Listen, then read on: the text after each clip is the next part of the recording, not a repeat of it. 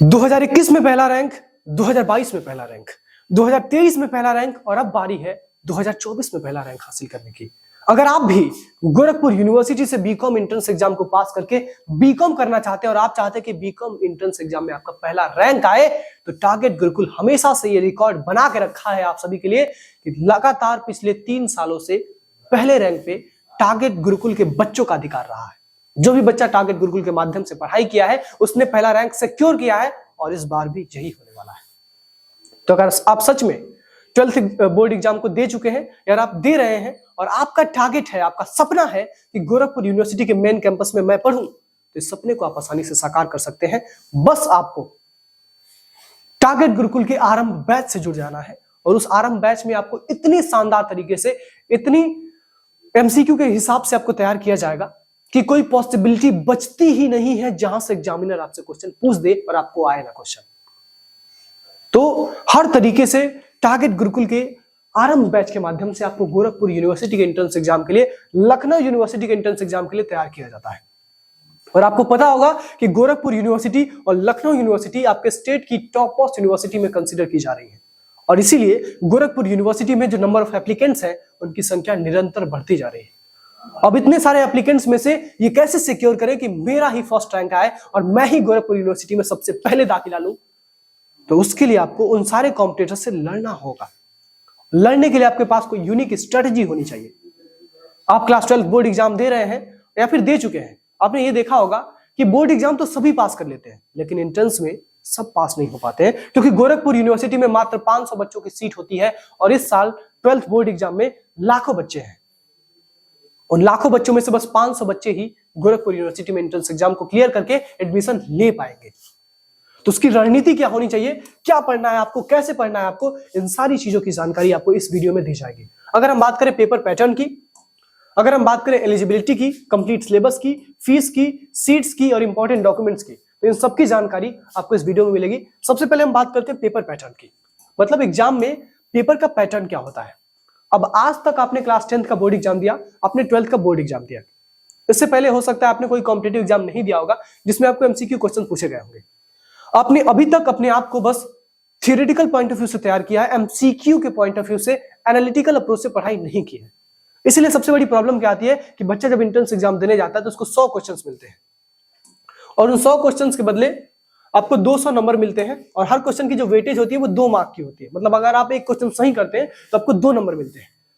अब दिक्कत क्या होती है कि बच्चा जैसे एंट्रेंस एग्जाम में बैठता है तो देखता है कि मैंने तो आज तक थ्योरी पढ़ा है, मुझे तो पार्टनरशिप का डिफिनीशन याद है, तो मुझे तो पार्टनरशिप का फीचर्स याद है और यहाँ पे तो ये पूछ ही नहीं रहा है, या तो पार्टनरशिप के क्रूशियल कंसेप्ट से एमसीक्यूज बन रहा है, तो उसकी तैयारी कैसी होगी। तो उसकी तैयारी के लिए हमारे जो ऑनलाइन ट्यूटर्स हैं, आपको जो कोर्सेज कराए जा रहे हैं, उसके माध्यम से आपको एक एक पॉसिबिलिटीज बताई जाती है कि कहां से क्वेश्चन बन सकते हैं। और बहुत जल्द इसी सेशन में आप सभी के लिए ऑफलाइन क्लासेस भी स्टार्ट होने वाली हैं गोरखपुर में।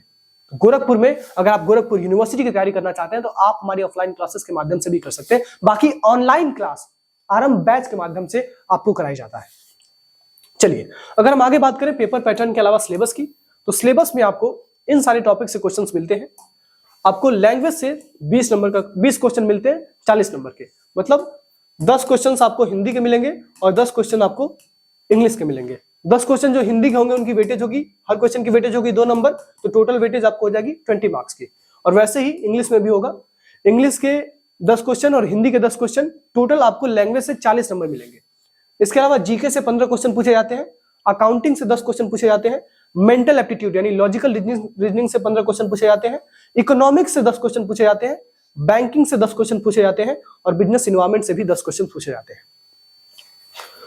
थोड़ा सा डिफिकल्ट होता है आपका एंट्रेंस एग्जाम, क्योंकि आपने आज तक इकोनॉमिक्स तो पढ़ा है क्लास 12th में, बैंकिंग भी पढ़ा है क्लास 12th में, बिजनेस एनवायरनमेंट भी पढ़ा है, लेकिन आपने अभी तक मेंटल एप्टीट्यूड, लॉजिकल रीजनिंग जैसा सब्जेक्ट नहीं पढ़ा होगा।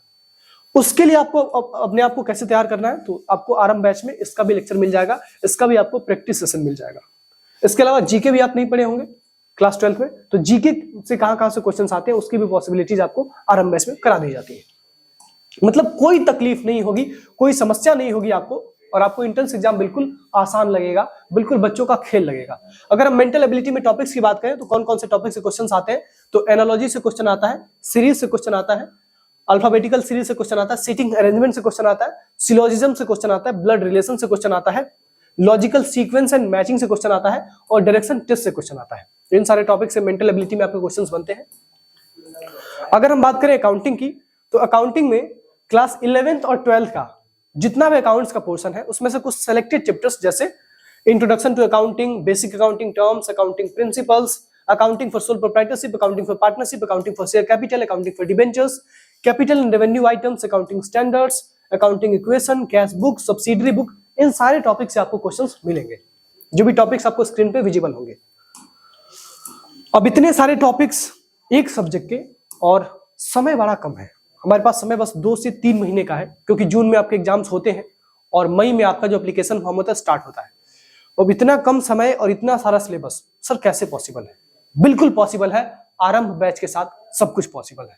ठीक है, अगर हम इकोनॉमिक्स की बात करें तो ये इकोनॉमिक्स, मनी एंड बैंकिंग के टॉपिक्स हैं जहां से आपको क्वेश्चंस मिलेंगे। और अगर हम फीस की बात करें तो फीस जो है आपका बीकॉम एंट्रेंस एग्जाम क्रैक करने के बाद जब आप सेमेस्टर में जाएंगे तो आपकी जो फीस होगी एक सेमेस्टर की वो 2598 रुपए होगी। मतलब फीस भी काफी कम है और इससे दोगुनी तो आपकी स्कॉलरशिप आ जाती है।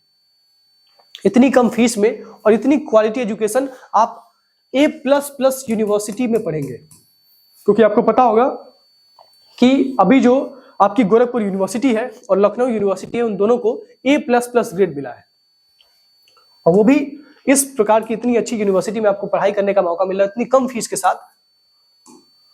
अब एक और दिक्कत आती है कि सर सीट्स कितनी है, क्योंकि एप्लीकेंट्स तो बहुत सारे होंगे लेकिन सीट्स बस 500 बच्चों की है। बस 500 बच्चे ही गोरखपुर यूनिवर्सिटी में दाखिला ले सकते हैं और एप्लीकेंट्स की संख्या इसके 100 टाइम्स होती है। 5000, 6000, 7000 बच्चे अप्लाई करते हैं और उसमें से बस केवल आपके 500 बच्चे सेलेक्ट किए जाते हैं जिनका admission Gorakhpur university main campus में होता है और बाकी का नहीं हो पाता है। हमेशा से टारगेट गुरुकुल का रिकॉर्ड रहा है कि जितने भी 500 बच्चे गोरखपुर यूनिवर्सिटी में एंट्रेंस एग्जाम क्लियर करके और एडमिशन लेते हैं उसमें से मैक्सिमम बच्चे 100 से 150 बच्चे हमारे ही होते हैं। हमारे कोर्सेज के माध्यम से जो भी बच्चे जुड़ते हैं वो आपके गोरखपुर यूनिवर्सिटी में एंट्रेंस एग्जाम तो क्रैक करके एडमिशन तो ले ही लेते हैं, लेकिन उसमें से कुछ ऐसे बच्चे होते हैं, मैक्सिमम बच्चे ऐसे होते हैं जो सारी चीजों को फॉलो करते हैं, सारी स्ट्रेटजीज, सारी गाइडेंस जो आपको प्रोवाइड किए जाते हैं उसको फॉलो करते हैं, तो फर्स्ट रैंक होल्डर और सेकंड रैंक होल्डर भी बनते हैं।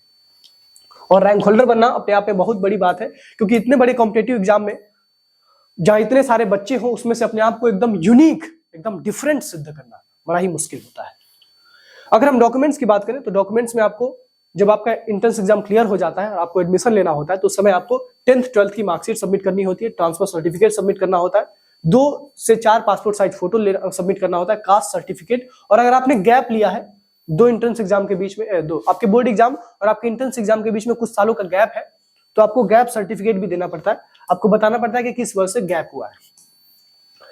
अब ये सारी प्रॉब्लम्स थी, अब इसका सॉल्यूशन क्या है? तो सॉल्यूशन आपका टारगेट गुरुकुल ऐप है। सबसे पहले डिस्क्रिप्शन बॉक्स में आपको 2 लिंक मिल जाएगा। पहला लिंक आपको व्हाट्सएप ग्रुप का मिल जाएगा, व्हाट्सएप ग्रुप पे जरूर ऐड हो जाइएगा। इसके बाद आपको लिंक मिल जाएगा टारगेट गुरुकुल ऐप का।